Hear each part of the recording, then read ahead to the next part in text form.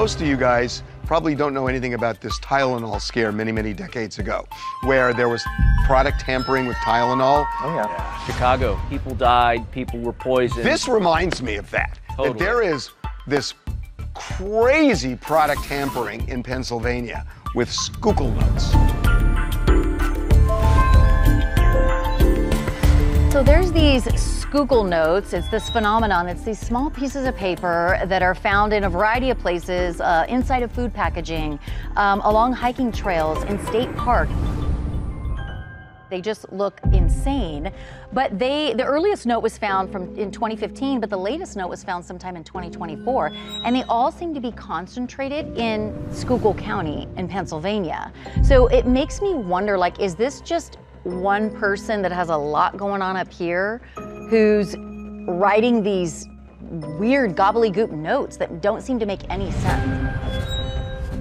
It's a lot of conspiracy theory stuff that's in the content of these notes that have been found in cereal boxes, as Jamie was saying, you know, along hiking trails and national parks. Let's get back to cereal boxes, because if they can put a note in a cereal box, what else can they put in a cereal box? And that's why I mentioned the Tylenol scare, because that's a real thing. It's a real thing. That's why you see that, you know, the aluminum they'll put on the top of an aspirin bottle or whatever.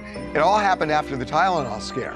But if they're getting into cereal boxes, you open up the bag like this. So I poured it out in my bowl, and out comes this paper that was all folded up. It's not the note that really bothers me, it's just these notes are found inside food.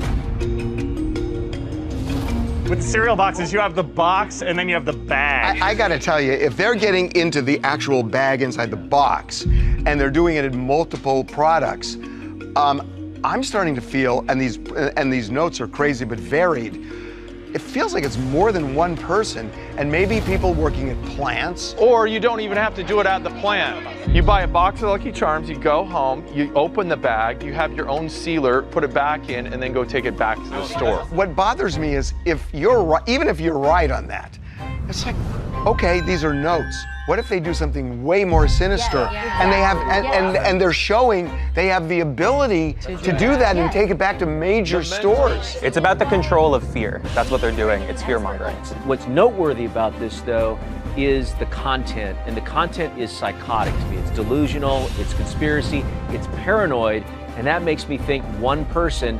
And you're right, at what point does it move past note writing to something even worse? We want to find out who is doing this. It's obviously somebody's idea of a weird joke, but you don't want to let it get any further than that. The notes are being found in a concentrated area, Schuylkill, Pennsylvania, so that tells me that it probably is one person. I question that, actually, because where a story breaks and there's local press about it. And there's a couple in Ohio. There is a visual piece of evidence which has been circulated in the press. So when I talk about this potentially being multiple people and somebody could be copying it, they have a roadmap. They know what this looks like. They know the kind of language that's used.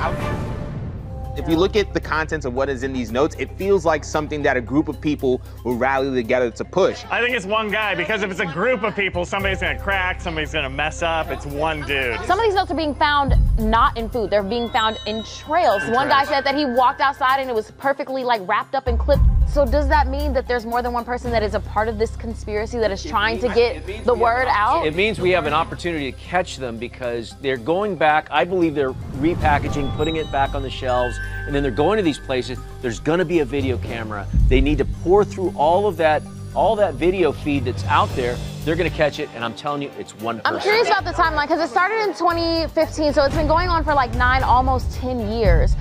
Has there been a break of time where we haven't seen any notes show up? Does that mean that that person, if it is one person, or maybe spent some time in the hospital and now they're back out and they started up again? So if it's more than one person, I would love to see like the timeline of every single one.